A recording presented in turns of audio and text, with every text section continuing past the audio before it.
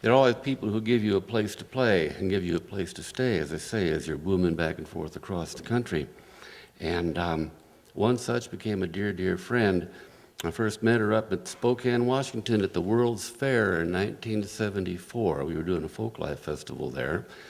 And what enchanted me about her was not only her quirky, odd sort of way of going at the world, sort of like throwing a tennis ball at a wall at a blank angle and you don't know where it's going to bounce to, but also that she played the musical saw.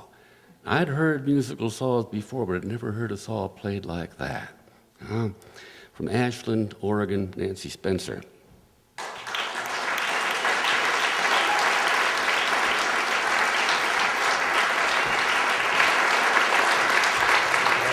Can you get through that?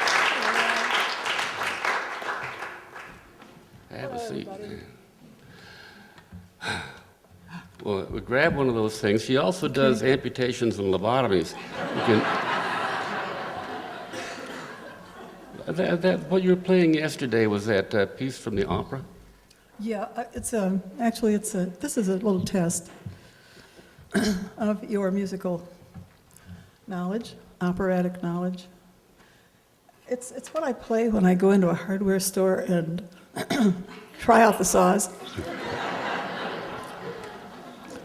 Because it takes the whole length of the saw, so, if it will play this, it's a good saw. So if you know what the name of this aria is, just holler it out. And the thing is with the saw, if you don't start high enough on the saw, you don't have room for the whole thing down here. So that's a trick.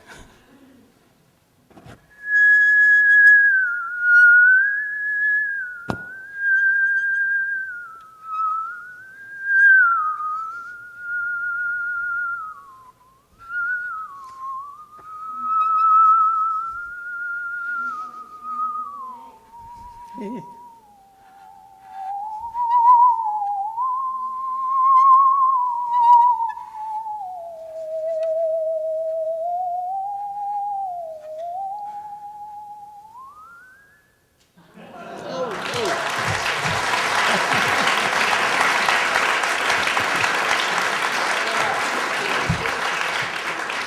Now, I remember Paul last night and Harry asking you about that first band that you were in, where you learned this from a traveling salesman. Well, actually, I didn't learn it there. I learned it from a man passing through our neighborhood when I was 18 and about to go to college. I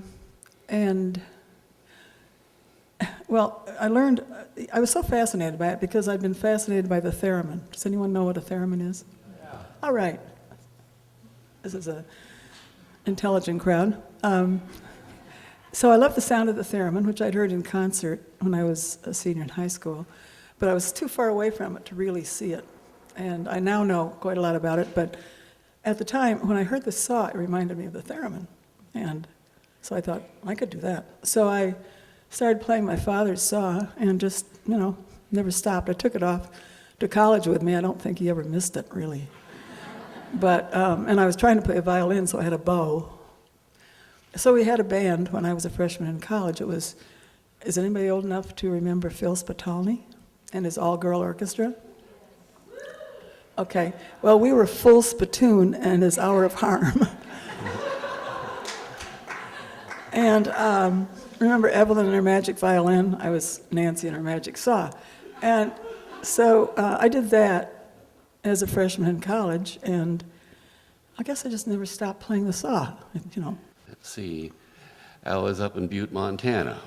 I was an organizing drive for the Industrial Workers of the World with Wobblies, the old Bob Markholz, and I was doing the singing. And we convened after Butte Miners Hall No. 1 down at the Helsinki Bar, old Finn town, which has long since been mined out. Helsinki's closed now. But there was an old Finnish woman there, ancient Finnish woman named Gilda Hakkanen, who told me a story about Big Bill Haywood, the founder of the IWW, when he used to live in Butte. She said he was married to a woman named Nevada Jane, who was crippled. She had fallen from a horse and was never able to walk again. Well, she described how Bill Haywood would carry her from the little house they lived in down to the train station in the morning, where she would sit and organize the women of the town while Bill was in town dehorning, which is, well, dehorning is when you want the miners to come off shift and go to a union meeting. Instead, they head for the bars. So while they're on shift, you go to the bars with axe handles and make sure they're all closed. And you get beat up a lot. And so Bill would come back well bloodied to the train station and pick up Nevada Jane in his arms. And you could see them in the failing light going off to that little house they lived in with the kids. And it's a different idea from, oh, the labor heroes and stories I tell. Kate Wolf found that in my notebook when we were traveling together, and she told me that I had to make it into a song. And I did. I used to get a lot more done when Kate was around than I do these days. Are the linens turned down in folds of glowing white? Are you lying there alone again tonight? He's marching again through the cold November rain. You know he'll come back home, Nevada Jane. And when he stumbles in with blood upon his shirt, washing up alone just to hide the hurt, he'll lie down by your side and wake you with your name. You'll hold him in your arms, Nevada Jane.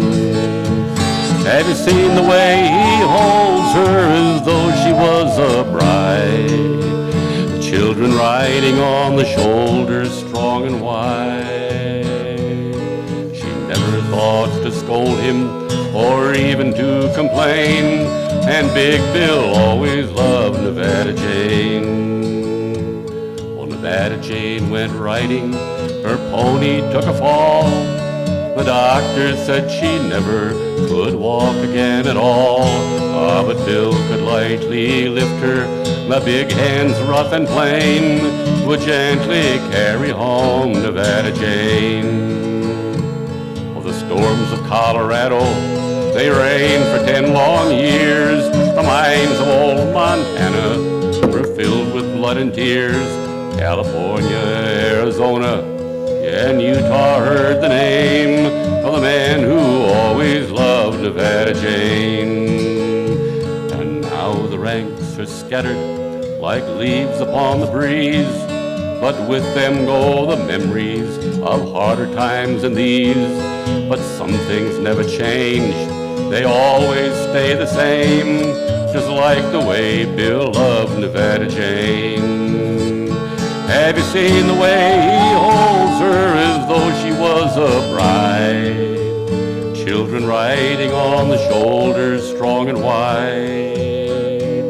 She never thought to scold him or even to complain, and Big Bill always loved Nevada Jane. Yeah, Big Bill always loved Nevada Jane.